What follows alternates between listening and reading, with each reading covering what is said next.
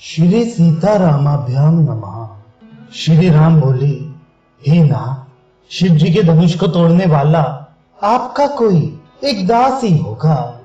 क्या आज्ञा है, मुझसे क्यों नहीं कहते?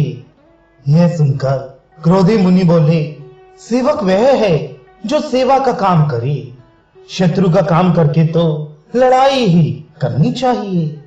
हे राम सुनो, जिसने शिव जी के धनुष को तोड़ा है वह सहस्त्र बाहु के समान मेरा शत्रु है। वह इस समाज को छोड़कर अलग हो जाए, नहीं तो सभी राजा मारे जाएंगे। मुनि के वचन सुनकर लक्ष्मण जी मुस्कुराए और परशुराम जी का अपमान करते हुए बोले, हे गोसाई, लड़कपन में हमने बहुत सी धनुइयां तोड़ डाली, किंतु आपने ऐसा क्रोध कभी नहीं किया। इसी धनुष पर इतनी ममता किस कारण से है?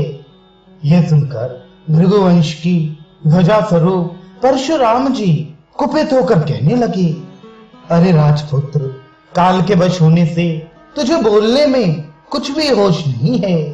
सारे संसार में विख्यात शिव जी का यह धनुष क्या धनुई के समान है? लक्ष्मण जी ने हंसकर कहा, हे देव सुनिए, हमारे जान में तो सभी धनुष एक से ही हैं। पुराने धनुष के तोड़ने में क्या हानि, क्या लाभ?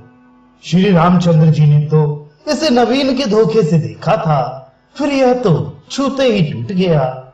इसमें रघुनाथ जी का भी कोई दोष नहीं है। मुनि, आप बिना ही कारण किस लिए क्रोध करते हैं? परशुराम जी अपने फरसे की ओर देखकर बोले, अरे दुष्ट, तूने मेरा स्वभाव नहीं सुना। मैं तुझे बालक जानकर नहीं मारता हूँ। अरे मूर्ख, क्या तू मुझे मेरा मुनि ही जानता है? मैं बाल ब्रह्मचारी और अत्यंत क्रोधी हूँ। क्षत्रिय कुल का शत्रु तो विश्व भर में विख्यात हूँ। अपनी भुजाओं के बल से मैंने पृथ्वी को राजाओं से रहित कर दिया और बहुत बार उसे ब्राह्मणों को दे डाला। हे राजकुमार, सहस्त्रबाहु की भुजाओं को काटने वाले मेरे इस फरसे को देख। अरे राजा के बालक, तू अपने माता पिता को सोच के वश न कर। मेरा फरसा बड़ा भयानक है, ये गर्भों के बच्चों का भी नाश करने वाला है। लक्ष्मण जी हंसकर कोमल वाणी से बोले, अहो, मुनीश्वर तो अपने को बड़ा भारी योद्धा समझते हैं, बार बार मुझे कुल्हाड़ी दिखाते हैं, फूंक से पहाड़ उड़ाना चाहते हैं। यहाँ कोई छोटा कच्चा फल नहीं है जो तर्जनी उंगली को देखते ही मर जाती हैं। कुठार और धनुष बाण देखकर ही मैंने कुछ अभिमान सहित कहा था। भृगुवंशी समझकर और यज्ञोपवीत देखकर तो जो कुछ आप कहते हैं उसे मैं क्रोध को रोककर सह लेता हूँ। देवता, ब्राह्मण, भगवान के भक्त और गौ, इन पर हमारे कुल में वीरता नहीं दिखाई जाती, क्योंकि इन्हें मारने से पाप लगता है और इनसे हार जाने पर अपकीर्ति होती है। इसलिए आप मारे तो भी आपके पैर ही पड़ना चाहिए। आपका एक एक वचन ही करोड़ों वज्रों के समान है। धनुष बाण और कुठार तो आप व्यर्थ ही धारण करते हैं। धनुष बाण और कुठार को देखकर मैंने कुछ अनुचित कहा हो तो उसे हे धीर महामुनि क्षमा कीजिए। यह सुनकर भृगुवंश मणि परशुराम जी क्रोध के साथ गंभीर वाणी बोले, हे विश्वामित्र सुनो, ये बालक बड़ा कुबुद्धि और कुटिल है। काल के वश होकर यह अपने कुल का घातक बन रहा है। यह सूर्यवंश रूपी पूर्ण चंद्र का कलंक है। यह बिल्कुल उद्दंड, मूर्ख और निडर है। अभी क्षण भर में ये काल का ग्रास हो जाएगा। मैं पुकार कर कह देता हूँ, फिर मुझे दोष नहीं है। यदि तुम इसे बचाना चाहते हो तो हमारा प्रताप, बल और क्रोध बतलाकर इसे मना कर दो। लक्ष्मण जी ने कहा, हे मुनि, आपका सुयश आपके रहते दूसरा कौन वर्णन कर सकता है? आपने अपने ही मुंह से अपनी करनी अनेकों बार बहुत प्रकार से वर्णन की है। इतनी पर भी संतोष ना हुआ हो तो फिर कुछ कह डालिए, क्रोध रोक कर असह्य दुख मत सहिए। आप वीरता का व्रत धारण करने वाले, धैर्यवान और क्षोभ रहित हैं। गाली देते शोभा नहीं पाते। शूरवीर तो शूरवीरता का कार्य करते हैं, कहकर अपने को नहीं जनाते। शत्रु को युद्ध में उपस्थित पाकर कायर ही अपने प्रताप की डींग मारा करते हैं। आप तो मानो काल को हाथ लगाकर बार बार उसे मेरे लिए बुलाते हैं। लक्ष्मण जी के कठोर वचन सुनते ही परशुराम जी ने अपने भयानक फरसे को सुधार कर हाथ में ले लिया और बोले, अब लोग मुझे दोष ना दें। ये कड़वा बोलने वाला बालक मारे जाने के ही योग्य है। इसे बालक देखकर मैंने बहुत बचाया, पर अब यह सचमुच मरने को ही आ गया है। विश्वामित्र जी ने कहा, अपराध क्षमा कीजिए। बालकों के दोष और गुण को साधु लोग नहीं गिनते। परशुराम जी बोले, तीखी धार का कुठार मैं दया रहित और क्रोधी और ये गुरुद्रोही और अपराधी मेरे सामने उत्तर दे रहा है। इतने पर भी मैं इसे बिना मारे छोड़ रहा हूं। सो हे विश्वामित्र, केवल तुम्हारे प्रेम से, नहीं तो इसे इस कठोर कुठार से काट कर थोड़ी ही परिश्रम से गुरु से उऋण हो जाता। विश्वामित्र जी ने हृदय में हंसकर कहा, मुनि को हरा ही हरा सूझ रहा है। अर्थात सर्वत्र विजय होने के कारण ये श्री राम लक्ष्मण को भी साधारण क्षत्रिय ही समझ रहे हैं, किंतु ये लोहमयी केवल फौलाद की बनी हुई खान है, रस की खान नहीं है जो मुंह में लेते ही गल जाए। खेद है, मुनि अब भी बेसमझ बने हुए हैं, इनके प्रभाव को समझ नहीं रहे हैं। लक्ष्मण जी ने कहा, हे मुनि, आपके शील को कौन नहीं जानता, वह संसार भर में प्रसिद्ध है। आप माता पिता से तो अच्छी तरह उऋण हो ही गए, अब गुरु का ऋण रहा, जिसका जीवन बड़ा सोच लगा है। वह मानो हमारे ही मत्थे काढ़ा था, बहुत दिन बीत गए, इसे ब्याज भी बहुत बढ़ गया होगा। अब किसी हिसाब करने वाले को बुला लाइए, तो मैं तुरंत थैली खोल कर दे दूं। लक्ष्मण जी के कड़वे वचन सुनकर परशुराम जी ने कुठार संभाला। सारी सभा हाय हाय करके पुकार उठी। लक्ष्मण जी ने कहा, हे भृगु श्रेष्ठ, आप मुझे फरसा दिखा रहे हैं, पर हे राजाओं के शत्रु, मैं ब्राह्मण समझकर बचा रहा हूं। आपको कभी रणधीर बलवान वीर नहीं मिले। हे ब्राह्मण देवता, आप घर ही में बड़े हैं। यह सुनकर अनुचित है कहकर सब लोग पुकार उठे। तब श्री रघुनाथ जी ने इशारे से लक्ष्मण जी को रोक दिया। लक्ष्मण जी के उत्तर से जो आहुति के समान थे, परशुराम जी के क्रोध रूपी अग्नि को बढ़ते देखकर रघुकुल के सूर्य श्री रामचंद्र जी जल के समान शांत करने वाले वचन बोले, हे नाथ, बालक पर कृपा कीजिए, इस सीधे और दूध मुंहे बच्चे पर क्रोध न कीजिए। यदि ये प्रभु का आपका कुछ भी प्रभाव जानता, तो क्या यह वे समझ आपके बराबरी करता। बालक यदि कुछ चपलता भी करते हैं, तो गुरु, पिता और माता मन में आनंद से भर जाते हैं। अतः इसे छोटा बच्चा और सेवक जानकर कृपा कीजिए। आप तो समदर्शी, सुशील, वीर और ज्ञानी मुनि हैं। श्री रामचंद्र जी के वचन सुनकर वे कुछ ठंडे पड़े।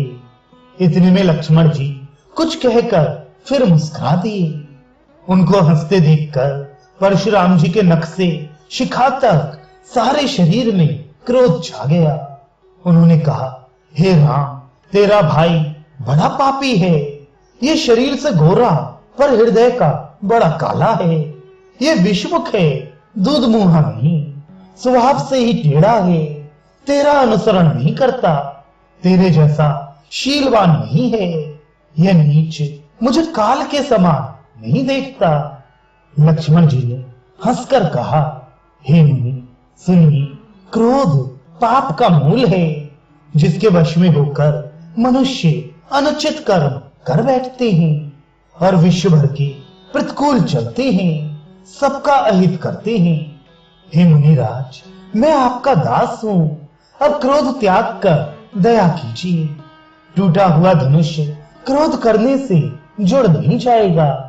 खड़े खड़े पैर दुखने लगे होंगे, बैठ जाइए। यदि धनुष अत्यंत ही प्रिय हो तो कोई उपाय किया जाए और किसी बड़े गुड़ी कारीगर को बुलाकर जुड़वा दिया जाए। लक्ष्मण जी के बोलने से जनक जी डर जाते हैं और कहते हैं, बस चुप रहिए, अनुचित बोलना अच्छा नहीं। जनकपुर के स्त्री पुरुष थरथर कांप रहे हैं और मन ही मन कह रहे हैं कि छोटा कुमार बड़ा ही खोटा है।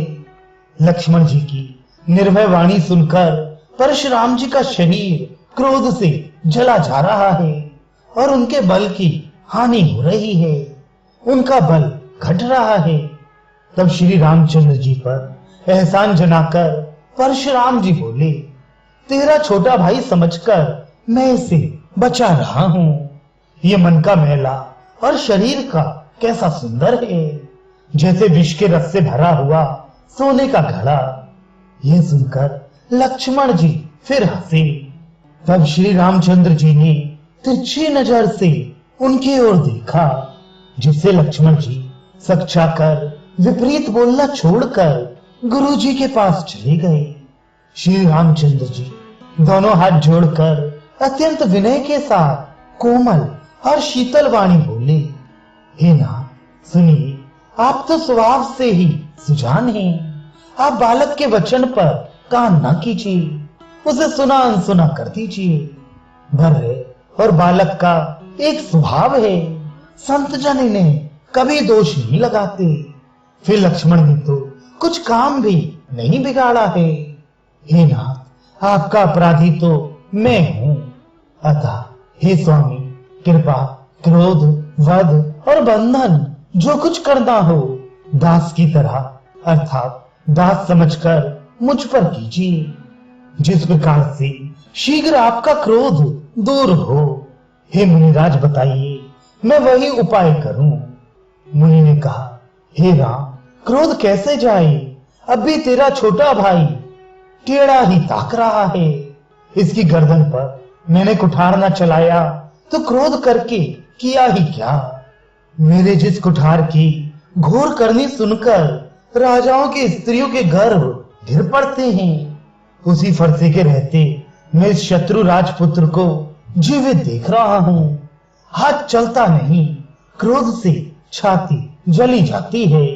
हाय, राजाओं का घातक ये कुठार भी कुंठित हो गया, विधाता विपरीत हो गया। इससे मेरा स्वभाव बदल गया, नहीं तो भला मेरे हृदय में किसी समय भी कृपा कैसी? आज दया मुझे ये दुस्सह दुख सहा रही है। यह सुनकर लक्ष्मण जी ने मुस्कुराकर सिर नवाया और कहा, आपकी कृपा रूपी वायु भी आपकी मूर्ति के अनुकूल ही है। वचन बोलते हैं मानो फूल झड़ रहे हैं। हे मुनि, यदि कृपा करने से आपका शरीर जला जाता है तो क्रोध होने पर तो शरीर की रक्षा विधाता ही करेंगे। परशुराम जी ने कहा, हे जनक, देख ये मूर्ख बालक हट करके यमपुरी में निवास करना चाहता है। इसको शीघ्र ही आंखों की ओट क्यों नहीं करते? ये राजपुत्र देखने में छोटा है पर है बड़ा खोटा। लक्ष्मण जी ने हंसकर मन ही मन कहा, आंख मूंद लेने पर कहीं कोई नहीं है।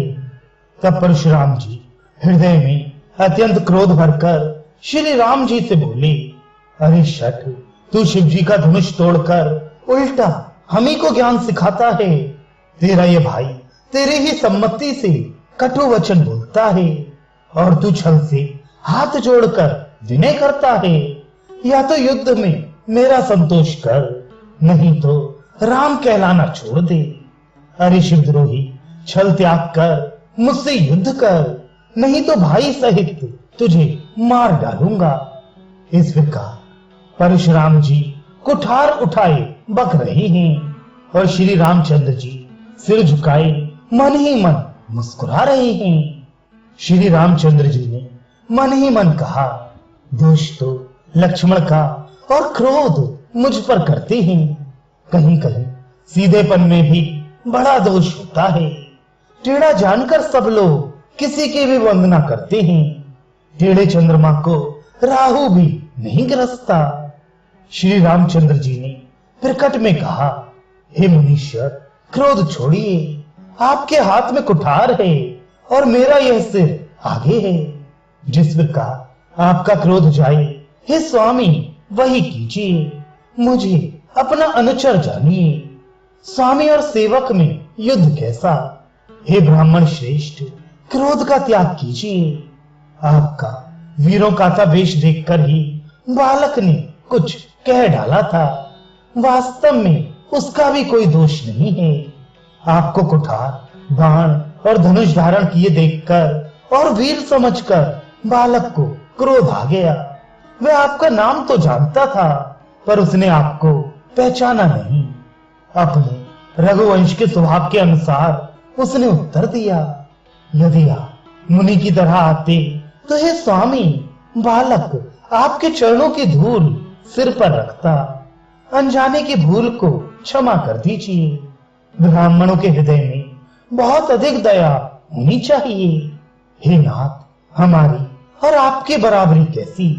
कहिएगा, कहाँ चरण और कहाँ मस्तक, कहाँ मेरा राम मात्र छोटा सा नाम और कहाँ आपका परशु सहित बड़ा नाम।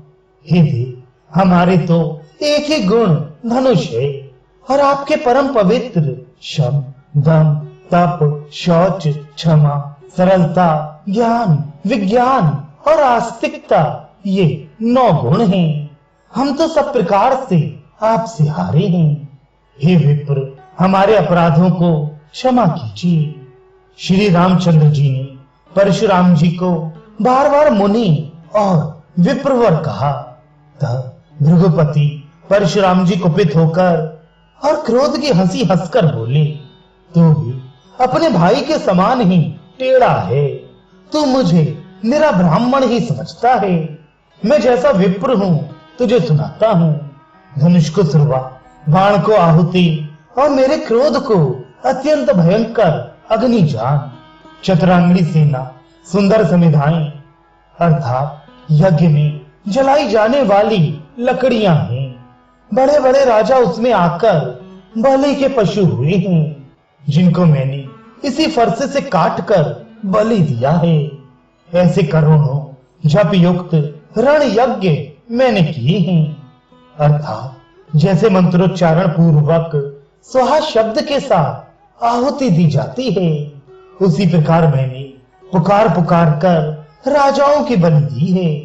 मेरा प्रभाव तुझे मालूम नहीं है, इसी से तू ब्राह्मण के धोखे मेरा निरादर करके बोल रहा है।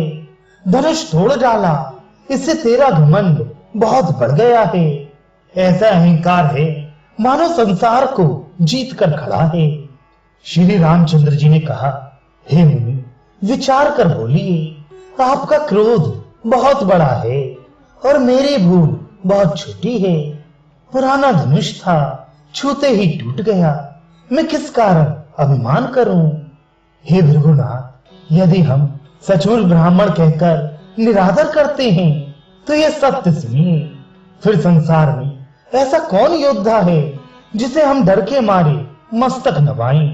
देवता, दैत्य, राजा या और बहुत से योद्धा, वे चाहे बल में हमारे बराबर हों, चाहे अधिक बलवान हो। यदि रण में हमें कोई भी ललकारे तो हम उससे सुखपूर्वक लड़ेंगे, चाहे काल ही क्यों ना हो। क्षत्रिय का शरीर धरकर जो युद्ध में डर गया, उस नीच ने अपने कुल पर कलंक लगा दिया। मैं स्वभाव से ही कहता हूँ, कुल की प्रशंसा करके नहीं, कि रघुवंशी रण में काल से भी नहीं डरते। ब्राह्मण वंश की ऐसी ही प्रभुता है कि जो आपसे डरता है वह सबसे निर्भय हो जाता है। जो भय रहित होता है वह भी आपसे डरता है। श्री रघुनाथ जी की कोमल और रहस्यपूर्ण वचन सुनकर परशुराम जी की बुद्धि के पर्दे खुल गए। परशुराम जी ने कहा, हे राम, लक्ष्मीपति विष्णु का धनुष लीजिए और इसे खींचिए, जिससे मेरा संदेह मिट जाए। परशुराम जी धनुष देने लगे, तब वह आप ही चला गया। तब परशुराम जी के मन में बड़ा आश्चर्य हुआ। तब उन्होंने श्री राम जी का प्रभाव जाना, जिसके कारण उनका शरीर पुलकित और प्रफुल्लित हो गया। वे हाथ जोड़कर वचन बोले। प्रेम उनके हृदय में समाता ना था। हे रघुकुल रूपी कमल वन के सूर्य, हे राक्षसों के कुल रूपी घने जंगल को जलाने वाले अग्नि, आपकी जय हो। हे देवता, ब्राह्मण और गौ का हित करने वाले, आपकी जय हो।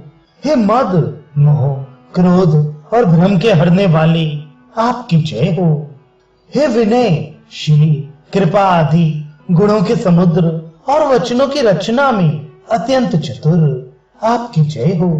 हे सेवकों को सुख देने वाले, सब अंगों से सुंदर और शरीर में करोड़ों कामदेवों की छवि धारण करने वाले, आपकी जय हो। मैं एक मुख से आपकी क्या प्रशंसा करूं। हे महादेव जी के मन रूपी मान सरोवर के हंस, आपकी जय हो। मैंने अनजान में आपको बहुत से अनुचित वचन कहे। हे क्षमा के मंदिर दोनों भाई, मुझे क्षमा कीजिए। हे रघुकुल के पताका स्वरूप श्री रामचंद्र जी, आपकी जय हो, जय हो, जय हो। ऐसा कहकर परशुराम जी तब के लिए वन को चले गए।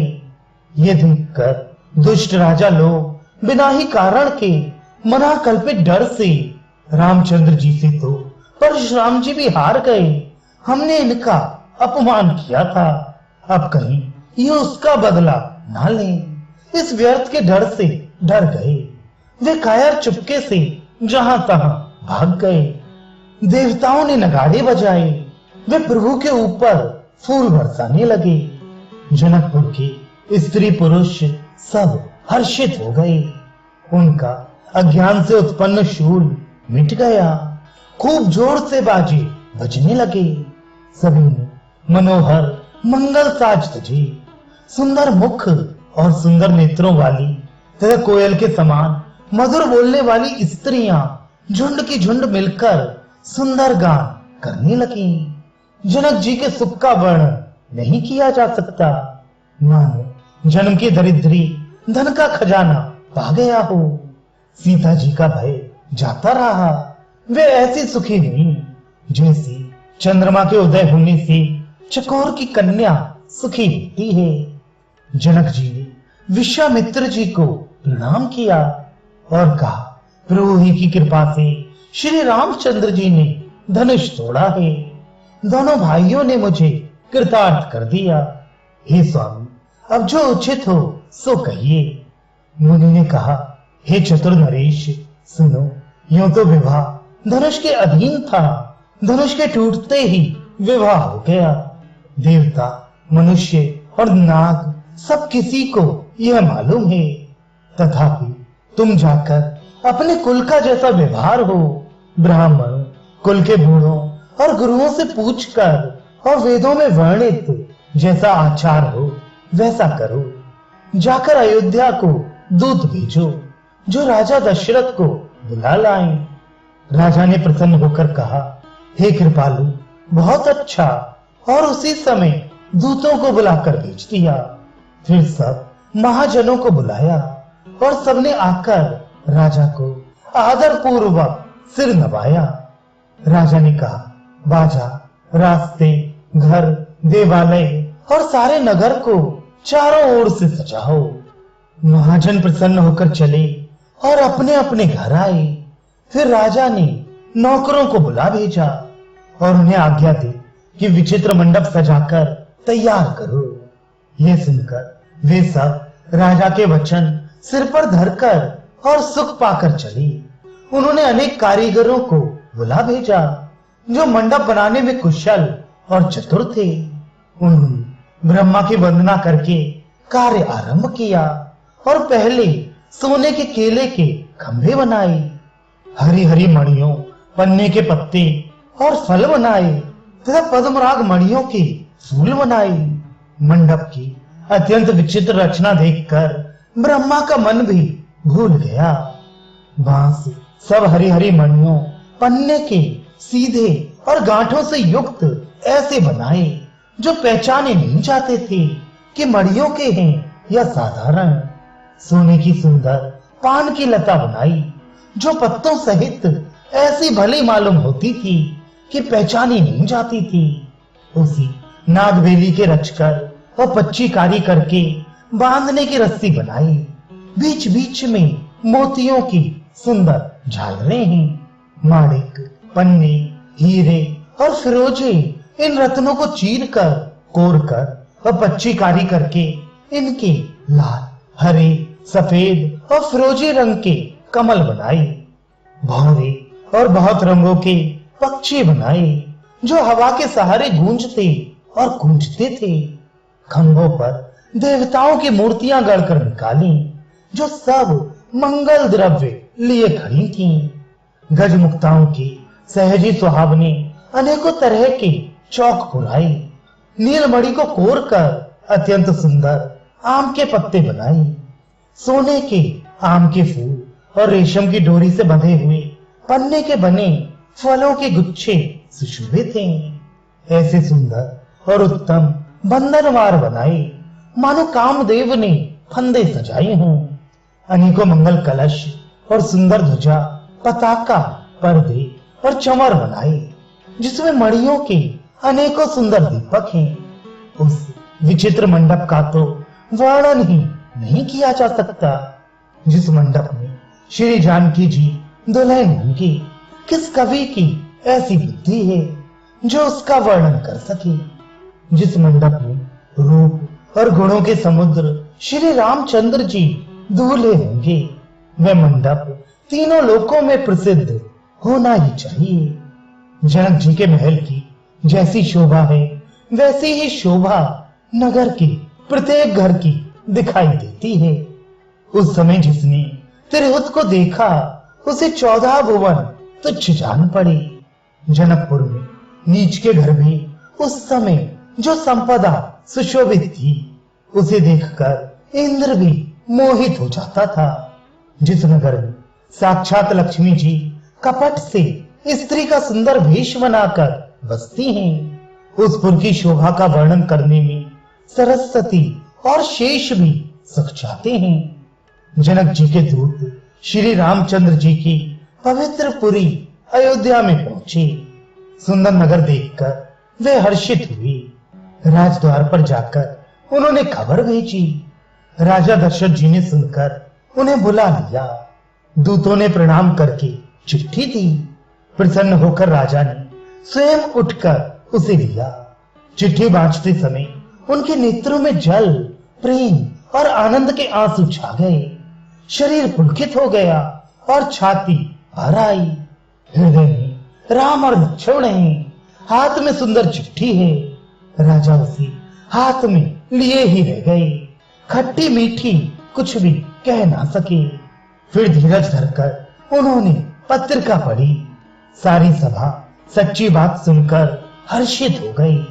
भरत जी अपने मित्रों और भाई शत्रुघ्न के साथ जहां खेलते थे, वहीं समाचार पाकर वे आ गए। बहुत प्रेम से सचाते हुए पूछते हैं, पिताजी चिट्ठी कहां से आई है? हमारे प्राणों से प्यारे दोनों भाई कहिए सक्षम तो हैं, और वे किस देश में हैं? इतने से सने ये वचन सुनकर राजा ने फिर से चिट्ठी पढ़ी। चिट्ठी सुनकर दोनों भाई पुलकित हो गए। इसमें इतना अधिक हो गया कि वे शरीर में समाता नहीं।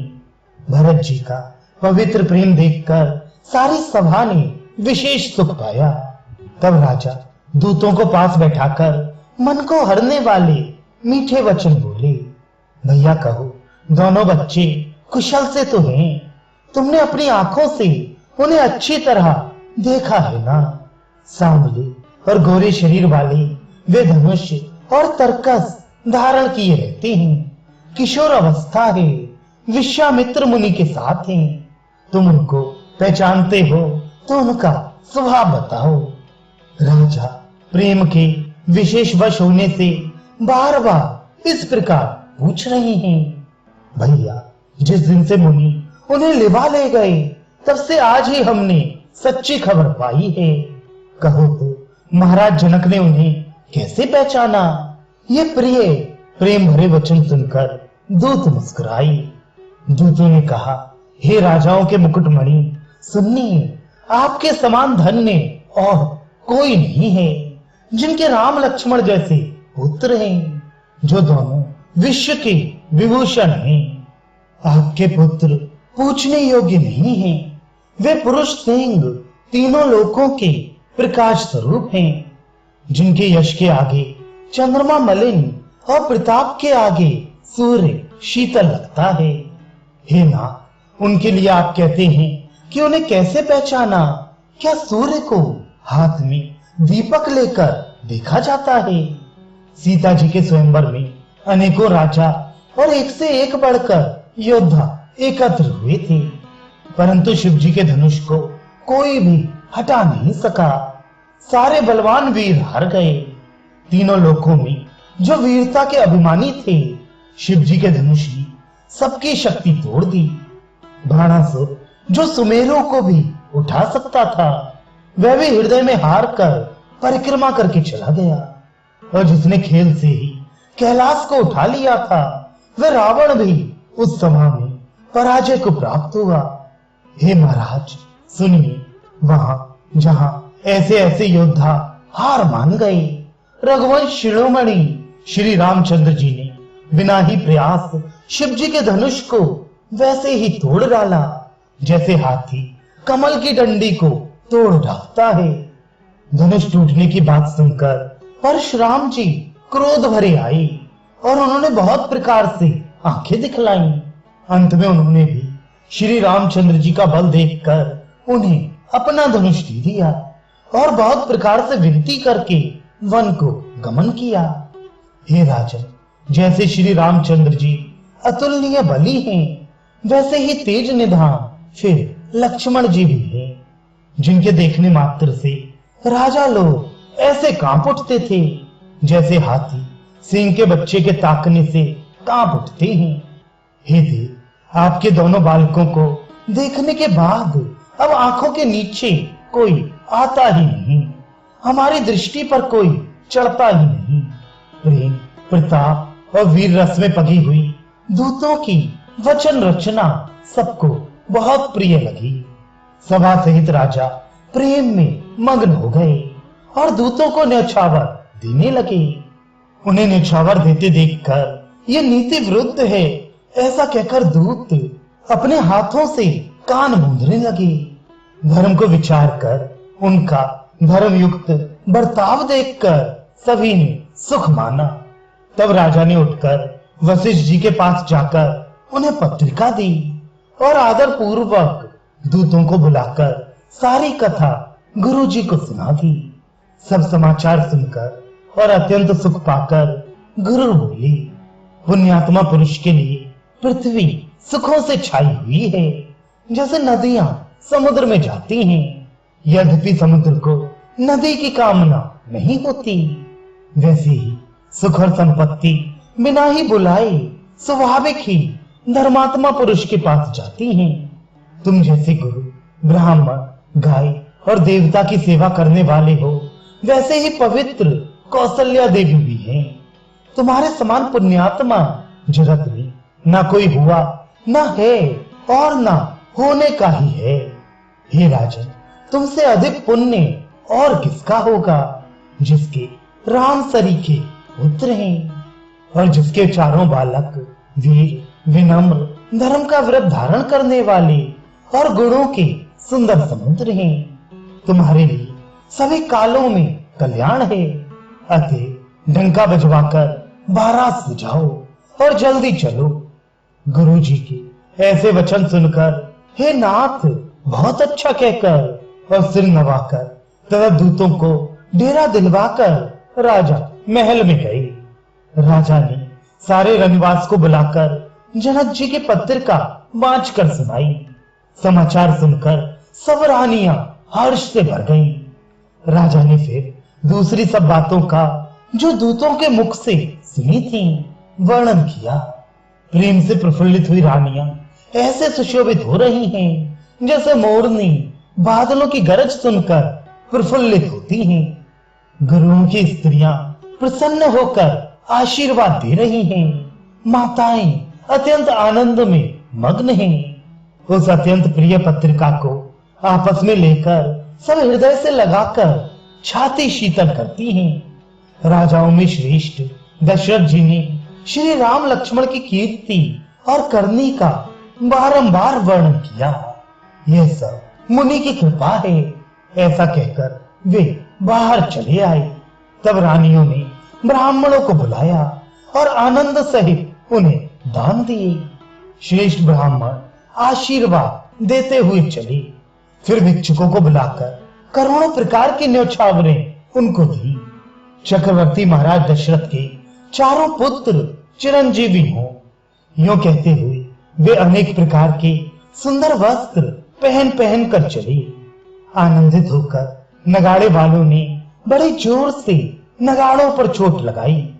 सब लोगों ने जब ये समाचार पाया तब घर घर बधावे होने लगी। 14 लोकों में उत्साह भर गया कि जानकी जी और श्री रघुनाथ जी का विवाह होगा। ये शुभ समाचार पाकर लोग प्रेम मग्न हो गए और रास्ते, घर तथा गलियां सजाने लगे। यद्यपि अयोध्या सदा सुहावनी है क्योंकि वे श्री राम की मंगलमय पवित्र पुरी है, तथापि प्रीत पर प्रीत होने से वह सुंदर मंगल रचना से सजाई गई। ध्वजा, पताका, पर्दे और सुंदर चंबरों से सारा बाजार बहुत ही अनूठा छाया हुआ है। सोने के कलश, तोरण, मणियों की झालरें, हल्दी, दूध, दही, अक्षत और मालाओं से लोगों ने अपने अपने घरों को सजाकर मंगलमय बना लिया। गलियों को चतुर्सम से सींचा और द्वारों पर सुंदर चौक पुराई। चंदन, केसर, कस्तूरी और कपूर से बने हुए एक सुगंधित द्रव को चतुर्सम कहते हैं। बिजली की सी कांति वाली चंद्रमुखी, हिरण के बच्चे कैसे नेत्रों वाली और अपने सुंदर रूप से कामदेव की स्त्री रति के अभिमान को छुड़ाने वाली सुहागिनी स्त्रियां सभी 16 श्रृंगार सजकर जहां तहां झुंड की झुंड मिलकर मनोहर वाणी से मंगल गीत गा रही हैं, जिनके सुंदर स्वर को सुनकर कोयलें भी लजा जाती हैं। राजमहल का वर्णन कैसे किया जाए, जहां विश्व को विमोहित करने वाला मंडप बनाया गया है। अनेकों प्रकार के मनोहर मांगलिक पदार्थ शोभित हो रहे हैं और बहुत से नगाड़े बज रहे हैं। कहीं भात कुल कीर्ति का उच्चारण कर रहे हैं और कहीं ब्राह्मण वेद ध्वनि कर रहे हैं। सुंदरी स्त्रियां श्री राम जी और श्री सीता जी का नाम ले लेकर मंगल गीत गा रही हैं।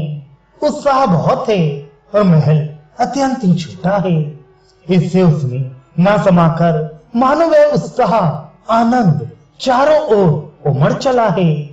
दशरथ के महल की शोभा का वर्णन कौन कभी कर सकता है, जहां समस्त देवताओं के शिरोमणि रामचंद्र जी ने अवतार लिया है।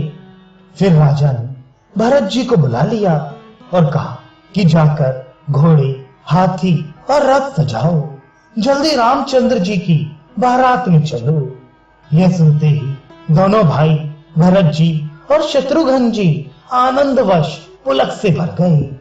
भरत जी ने सब घुड़साल के अध्यक्ष बुलाए और उन्हें घोड़ों को सजाने की आज्ञा दी। वे प्रसन्न होकर उठ दौड़े। उन्होंने रुचि के साथ यथा योग्य जीने कसकर घोड़े सजाए। रंग रंग के उत्तम घोड़े शोभित हो गए। सब घोड़े बड़े ही सुंदर और चंचल चाल के हैं। वे धरती पर ऐसे पैर रखते हैं जैसे जलते हुए लोहे पर रखते हो। अनेकों जाति के घोड़े हैं जिनका वर्णन नहीं हो सकता। ऐसी तेज चाल के हैं मानो हवा का निरादर करके उड़ना चाहते हैं। उन सब घोड़ों पर भरत जी के समान अवस्था वाले सब छैल छबीले राजकुमार सवार हुए। वे सभी सुंदर हैं और सब आभूषण धारण किए हुए हैं। उनके हाथों में बाण और धनुष हैं तथा कमर में भारी तरकस बंधी हैं। सभी चुने हुए छबीले छैल शूरवीर चतुर और नवयुवक हैं। प्रत्येक सवार के साथ 2 पैदल सिपाही हैं जो तलवार चलाने की कला में बड़े निपुण हैं। शूरता का बाना धारण किए हुए रणधीर वीर सब निकलकर नगर के बाहर आ खड़े हुए। वे चतुर अपने घोड़ों को तरह तरह की चालों से फेर रहे हैं और भेरे तब नगाड़े की आवाज सुन सुनकर प्रसन्न हो रहे हैं। सारथियों ने ध्वजा पताका मणि और आभूषणों को लगाकर रथों को बहुत विलक्षण बना दिया है। उनमें सुंदर चमर लगे हैं और घंटियां सुंदर शब्द कर रही हैं। वे रथ इतने सुंदर हैं मानो सूर्य के रथ की शोभा को छीने लेते हैं। अगणित श्याम कर्ण घोड़े थे। उनको सारथियों ने उन रथों में जोत दिया है जो सभी देखने में सुंदर और गहनों से सजाए हुए सुशोभित हैं और जिन्हें देखकर मुनियों के मन भी मोहित हो जाते हैं, जो जल पर भी जमीन की तरह ही चलते हैं। वेग की अधिकता से उनकी टाप पानी में नहीं डूबती। अस्त्र शस्त्र और सब साज सजाकर सारथियों ने रथियों को बुला लिया। रथों पर चढ़ चढ़कर बारात नगर के बाहर जुटने लगी। जो जिस काम के लिए जाता है सभी को सुंदर शगुन होती हैं। श्रेष्ठ हाथियों पर सुंदर अम्बारियां पड़ी हैं। वे जिस प्रकार सजाई गई थी सो कहा नहीं जा सकता। मतवाले हाथी घंटों से सुशोभित होकर घंटे बजाते हुए चले मानो सावन के सुंदर बादलों के समूह गरजते हुए जा रहे हों। सुंदर पालकियां सुख से बैठने योग्य तामझाम और रथ आदि और भी अनेकों प्रकार की सवारियां हैं। उन पर श्रेष्ठ ब्राह्मणों के समूह चढ़कर चले मानो सब वेदों के छंद ही शरीर धारण किए हुए हों। मागध सूत भाट और गुण गाने वाले सब जो जिस योग्य थे वैसी सवारी पर चढ़कर चले। बहुत जातियों के खच्चर ऊंट और बैल असंख्य प्रकार की वस्तुएं लाद लाद कर चली। कहा करोड़ों कांवरे लेकर चले। उन अनेकों प्रकार की इतनी वस्तुएं थी कि जिनका वर्णन कौन कर सकता है। सब सेवकों के समूह अपना अपना साज समाज बनाकर चले। सबके हृदय में अपार हर्ष है और शरीर पुलक से भरे हैं।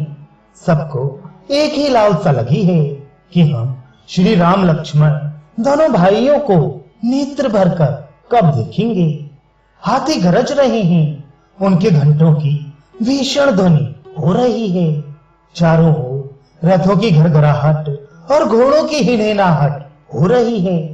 बादलों का निरादर करते हुए नगाड़े घोर शब्द कर रहे हैं। किसी को अपनी पढ़ाई कोई बात कानों से सुनाई नहीं देती। राजा दशरथ के दरवाजे पर इतनी भारी भीड़ हो रही है कि वहां पत्थर फेंका जाए तो भी वह पिसकर धूल हो जाए। अटारियों पर चढ़ी स्त्रियां मंगल थालों में आरती लिए देख रही हैं और नाना प्रकार के मनोहर गीत गा रही हैं। उनके अत्यंत आनंद का बखान नहीं हो सकता। तब सुमंत्र जी ने 2 रथ सजाकर उनमें सूर्य के घोड़ों को भी मात करने वाले घोड़े जुटे। दोनों सुंदर रथ वे राजा दशरथ के पास ले आई, जिनकी सुंदरता का वर्णन सरस्वती से भी नहीं हो सकता। एक रथ पर राजसी सामान सजाया गया और दूसरा जो तेज का पुंज और अत्यंत ही शोभायमान था। उस सुंदर रथ पर राजा वशिष्ठ जी को हर्ष पूर्वक चढ़ाकर फिर स्वयं शिव गुरु गौरी और गणेश जी का स्मरण करके दूसरे रथ पर चढ़े। वशिष्ठ जी के साथ जाते हुए राजा दशरथ जी कैसे शोभित हो रहे हैं, जैसे देवगुरु बृहस्पति जी के साथ इंद्र हों। वेद की विधि से और कुल की रीत के अनुसार सब कार्य करके तथा सबको सब प्रकार से सजे देखकर श्री रामचंद्र जी का स्मरण करके गुरु की आज्ञा पाकर पृथ्वीपति दशरथ जी शंख बजाकर चले। बारात देखकर देवता हर्षित हुए और सुंदर मंगलदायक फूलों की वर्षा करने लगे। बड़ा शोर मच गया, घोड़े और हाथी गरजने लगे। आकाश में और बारात में दोनों जगह बाजे बजने लगे। दिव्यांगनाएं और मनुष्यों की स्त्रियां सुंदर मंगल गान करने लगी और रसीले राग से शहनाइयां बजने लगी। घंटे घंटियों की ध्वनि का वर्णन नहीं हो सकता। पैदल चलने वाले सेवक गण अथवा पट्टेबाज कसरत के खेल कर रहे हैं और फहरा रहे हैं। आकाश में ऊंचे उछलते हुए जा रहे हैं। हंसी करने में निपुण और सुंदर गाने में चतुर विदूषक तरह तरह के तमाशे कर रहे हैं। सुंदर राजकुमार मृदंग और नगाड़े के शब्द सुनकर घोड़ों को उन्हीं के अनुसार इस प्रकार नचा रहे हैं कि वे ताल के बंधन से जरा भी डिगते नहीं। चतुर नट चकित होकर ये देख रहे हैं। बारात ऐसी बनी है कि उसका वर्णन करते नहीं बनता। सुंदर शुभदायक शकुन हो रहे हैं। नीलकंठ पक्षी बाईं ओर चारा दे रहा है, मानो संपूर्ण मंगलों की सूचना दे रहा हो। दाहिनी ओर कौवा सुंदर खेत में शोभा पा रहा है। नेवले का दर्शन भी सब किसी ने पाया। तीनों प्रकार की शीतल मंद सुगंधित हवा अनुकूल दिशा में चल रही है। श्रेष्ठ सुहागनी स्त्रियां भरे हुए घड़े और गोद में बालक लिए आ रही हैं। लोमड़ी बार बार दिखाई दी जाती है। गायें सामने खड़ी बछड़ों को दूध पिलाती हैं। हिरणों की टोली बाईं ओर से घूमकर दाहिनी ओर को आई। मानो सभी मंगलों का समूह दिखाई दिया। छीम करी अर्थात सफेद सिर वाली चील विशेष रूप से छीम अर्थात कल्याण कह रही है। श्यामा बाईं ओर सुंदर पेड़ पर दिखाई पड़ी। दही मछली और दो विद्वान ब्राह्मण हाथ में पुस्तक लिए हुए सामने आए। सभी मंगलमय कल्याणमय और मनोवांछित फल देने वाले शकुन मानो सच्चे होने के लिए एक ही साथ हो गए। स्वयं सगुण ब्रह्म जिसके सुंदर पुत्र हैं, उसके लिए सब मंगल शकुन सुलभ हैं। जहाँ श्री रामचंद्र जी सरीखे दूल्हा और सीता जी जैसी दुल्हन हैं, तब दशरथ जी और जनक जी जैसे पवित्र समधी हैं। ऐसा ब्याह सुनकर मानो सभी शकुन नाच उठे और कहने लगे, अब ब्रह्मा जी ने हमको सच्चा कर दिया। इस तरह बारात ने प्रस्थान किया। घोड़े हाथी गरज रहे हैं और नगाड़ों पर चोट लग रही है। सूर्य वंश के पताका स्वरूप दशरथ जी को आते हुए जानकर जनक जी ने नदियों पर पुल बनवा दिए। बीच बीच में ठहरने के लिए सुंदर घर पड़ाव बनवा दिए, जिनमें देवलोक के समान संपदा छाई है। और जहाँ बारात के सब लोग अपने अपने मन की पसंद के अनुसार सुहावनी उत्तम भोजन बिस्तर और वस्त्र पाते हैं, मन के अनुकूल नित्य नए सुखों को देखकर सभी बारातियों को अपने घर भूल गए। बड़े जोर से बजते हुए नगाड़ों की आवाज सुनकर श्रेष्ठ बारात को आती हुई जानकर अगवानी करने वाले हाथी रथ पैदल और घोड़े सजाकर बारात लेने चले। श्री रामचरितमानस मास पारायण 10वां विश्राम।